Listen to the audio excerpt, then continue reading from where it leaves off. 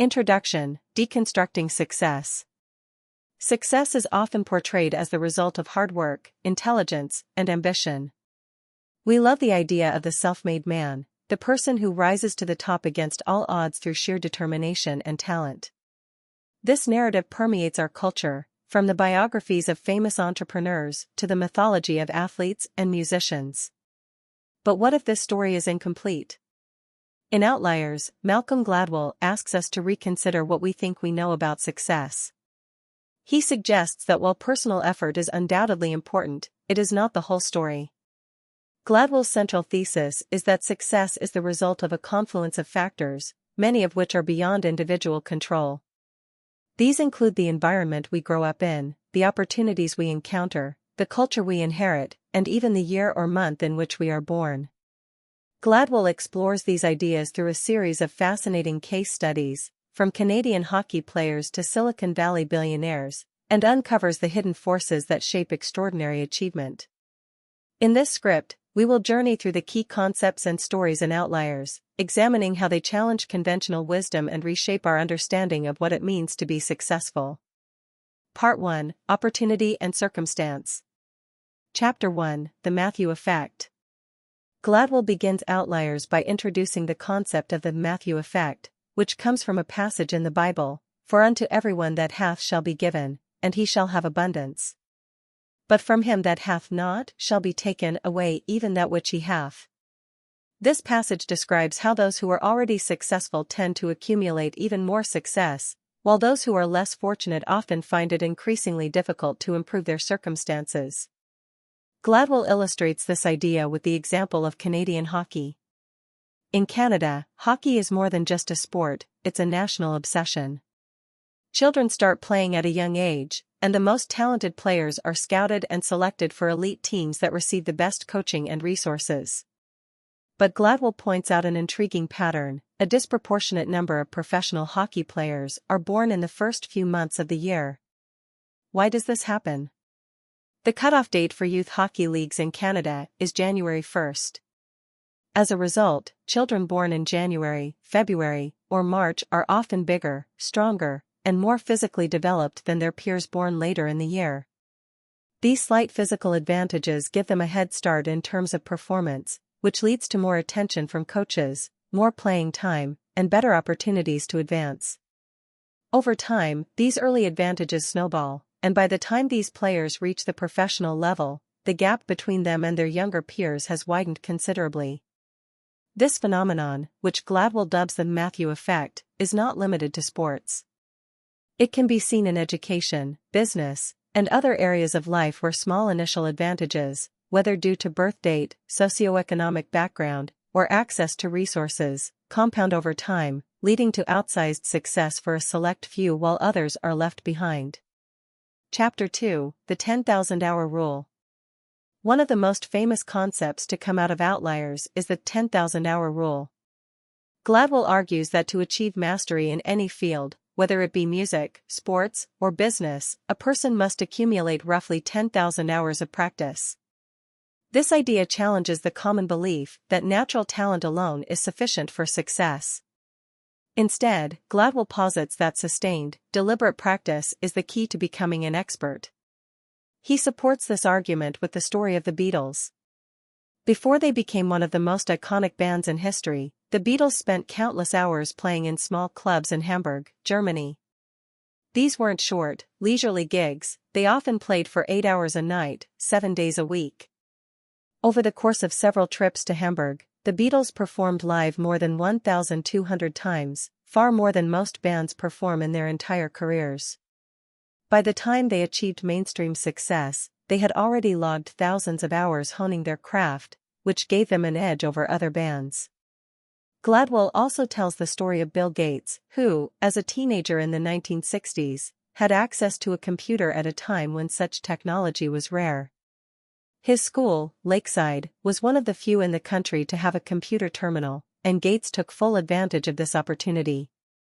He spent thousands of hours programming, far more than most of his peers, which positioned him to become a leading figure in the computer revolution. By the time he dropped out of Harvard to start Microsoft, Gates had already accumulated close to 10,000 hours of programming experience. The 10,000-hour rule suggests that while talent is important, it is the combination of talent and practice that leads to true excellence. Those who reach the top of their fields are often the ones who have had the opportunity to put in the time necessary to achieve mastery. Chapter 3: The Trouble with Geniuses, Part 1. In this chapter, Gladwell shifts his focus from practice and opportunity to intelligence. He asks a provocative question: is genius alone enough to guarantee success? To explore this, he tells the story of Christopher Langan, a man with an IQ of 195, higher than Einstein's. Langan was a prodigy from a young age, teaching himself to read by the age of 3 and mastering complex subjects like mathematics and theoretical physics by his teenage years. Despite his extraordinary intelligence, Langan never achieved the kind of success one might expect from someone with his abilities. Instead, he worked as a bouncer in a bar and lived a relatively obscure life. Gladwell contrasts Langan's story with that of Robert Oppenheimer, the physicist who led the Manhattan Project. Oppenheimer, like Langan, was brilliant, but he also possessed social skills, connections, and cultural capital that helped him navigate the complexities of elite academic and government circles. Gladwell uses these two examples to argue that intelligence alone is not enough to guarantee success. In addition to raw intellect, successful people also need practical intelligence, the ability to read social cues, communicate effectively, and navigate complex social systems. Oppenheimer had this in spades, while Langan did not, and this difference made all the difference. Chapter 4: The Trouble with Geniuses, Part 2.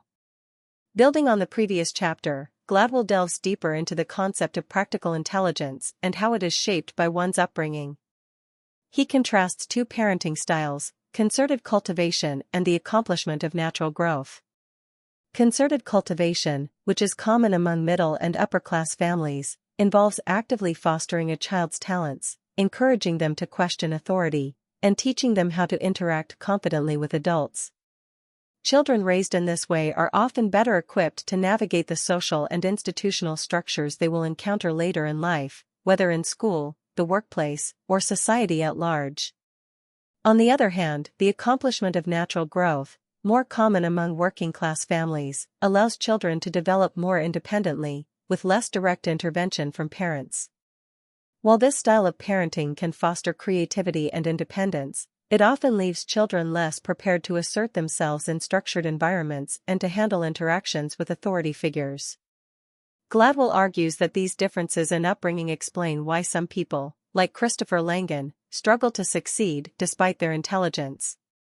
Without the social and practical intelligence that comes from concerted cultivation, they are at a disadvantage when it comes to navigating the complex social world of higher education and professional life. Chapter 5: The 3 Lessons of Joe Flom. Joe Flom was a highly successful lawyer in New York City, known for his expertise in hostile takeovers. But Gladwell argues that Flom's success wasn't just a result of his intelligence or work ethic, it was also a product of his unique circumstances. Flom was born to Jewish immigrant parents during the Great Depression, a time when Jewish lawyers were excluded from the top law firms in New York. This exclusion turned out to be a blessing in disguise. While the top firms focused on prestigious areas like corporate law and estate planning, Jewish lawyers like Flom were forced to take on the less glamorous work of litigation and hostile takeovers. As corporate America shifted in the 1970s and 1980s, these areas of law became increasingly important, and Flom's expertise positioned him perfectly to take advantage of the new landscape. Gladwell identifies 3 key lessons from Flom's story: the importance of being in the right place at the right time, the role of cultural background in shaping opportunities, and the value of perseverance in the face of adversity. Flom's success was not just about his individual brilliance, it was also about the historical and cultural context in which he operated. Part 2: Legacy and Culture. Chapter 6: Harlan, Kentucky. In this chapter, Gladwell explores the role of cultural legacy in shaping behavior, using the example of Harlan, Kentucky. Harlan was a small town in the Appalachian Mountains that became infamous for its violent feuds in the late 19th and early 20th centuries. Gladwell traces this violence back to the culture of honor brought over by the Scottish and Irish immigrants who settled in the region. In a culture of honor, personal reputation is paramount, and any slight or insult must be met with a strong, often violent response. This cultural legacy, passed down through generations, shaped the behavior of the people in Harlan, leading to decades of bloodshed. Even as the world around them changed, the values and norms inherited from their ancestors continued to influence how they responded to conflict. Gladwell argues that cultural legacies like the one in Harlan continue to shape behavior in subtle but powerful ways. Whether it's in how we approach work, how we solve problems, or how we interact with others, the values and traditions passed down from our ancestors play a significant role in shaping our actions and decisions. This concept extends beyond Harlan and the culture of honor to explain how cultural background can affect success in various areas of life. Chapter 7: The Ethnic Theory of Plane Crashes. One of the most gripping chapters of Outliers examines how cultural communication styles can have life-or-death consequences, particularly in the high-stakes environment of aviation. Gladwell tells the story of a series of plane crashes involving Korean Air in the 1990s. Upon investigation, it was discovered that many of these crashes were the result of miscommunication between the crew members, particularly between the co-pilot and the captain. In Korean culture, there is a strong emphasis on deference to authority, which led the co-pilots to soften their warnings about dangerous situations rather than directly challenge the captain's authority. This mitigated speech, as Gladwell calls it, contributed to several tragic accidents. To solve this problem, Korean Air made a concerted effort to change its communication culture, encouraging crew members to speak more directly and assertively, regardless of rank. This shift in cultural norms significantly improved the airline's safety record. Gladwell uses this example to argue that cultural norms around communication can have profound effects on performance in high-pressure environments. In fields like aviation, where clear and direct communication is essential, deeply ingrained cultural behaviors can sometimes lead to catastrophic outcomes. Changing these behaviors, as Korean Air did, can be the key to improving performance and preventing accidents. Chapter 8: Rice Paddies and Math Tests. In this chapter, Gladwell explores the connection between cultural legacy and success in education, particularly in mathematics. He looks at the history of rice farming in East Asia, where cultivating rice paddies requires extraordinary precision, patience, and persistence. This long-standing tradition of hard work and meticulous attention to detail has, according to Gladwell, shaped the cultural attitudes toward work and education in East Asian societies. Gladwell argues that the values developed through centuries of rice farming, diligence, perseverance, and a belief in the value of hard work, are passed down through generations and manifest in the strong work ethic of East Asian students. This helps to explain why students from these cultures tend to excel in subjects like mathematics, where persistence and problem-solving skills are crucial. He contrasts this with the Western approach to education, where students are often taught that talent and intelligence are fixed traits, and where the work ethic required to succeed in subjects like math is not as deeply ingrained. Gladwell suggests that the cultural legacy of hard work and persistence is a significant factor in the academic success of students from East Asian backgrounds. Chapter 9: Merida's Bargain. In this chapter, Gladwell shifts his focus to the American education system, exploring how cultural attitudes toward education affect student success. He tells the story of Merida, a student at the KIPP, Knowledge is Power program, academy in New York City. KIPP is a charter school that serves low-income students, many of whom come from disadvantaged backgrounds. KIPP's approach to education is built on the belief that hard work and perseverance can overcome the challenges of poverty. The school day is longer than at traditional public schools, and students are expected to put in hours of homework each night. This demanding schedule is designed to instill the kind of work ethic and discipline that is often lacking in underfunded schools. Merida's story illustrates the central theme of Outliers. Success is not just about talent or intelligence, it is about the opportunities we are given and the culture we are part of. KIPP provides students like Merida with the structure, support, and expectations that allow them to succeed, even in the face of significant obstacles. Gladwell argues that the lessons of KIPP can be applied more broadly to improve educational outcomes for all students. By creating environments that emphasize hard work, persistence, and the value of education, we can help more students achieve success, regardless of their background. Conclusion: the ecology of success. In the final chapters of Outliers, Gladwell brings together all of the book's themes: opportunity, timing, cultural legacy, and community, to provide a more nuanced understanding of success. He argues that success is not just about individual talent or hard work, it is about the opportunities we are given, the cultures we belong to, and the legacies we inherit. The examples in Outliers, from Canadian hockey players to Silicon Valley billionaires to students at KIPP, show that success is the result of a complex interplay of factors. While personal effort is undoubtedly important, it is often the hidden forces, our birth date, our cultural background, the support of our communities, that play the most significant role in shaping our destinies. Gladwell's message is ultimately one of humility and understanding. By recognizing the role that opportunity, timing, and culture play in shaping our lives, we can better appreciate the successes we achieve and the challenges we face. And perhaps, with this understanding, we can create a world where more people have the chance to succeed. Closing thoughts.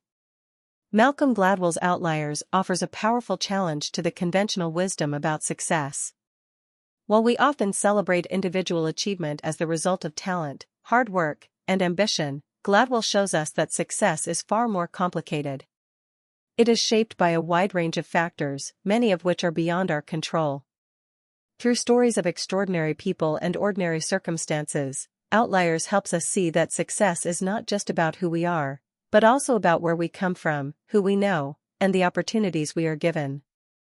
Ultimately, Gladwell's book encourages us to think more deeply about the hidden forces that shape our lives, and to recognize that success is not just a matter of individual effort, it is the result of a complex and interconnected web of factors that work together to create the outliers among us.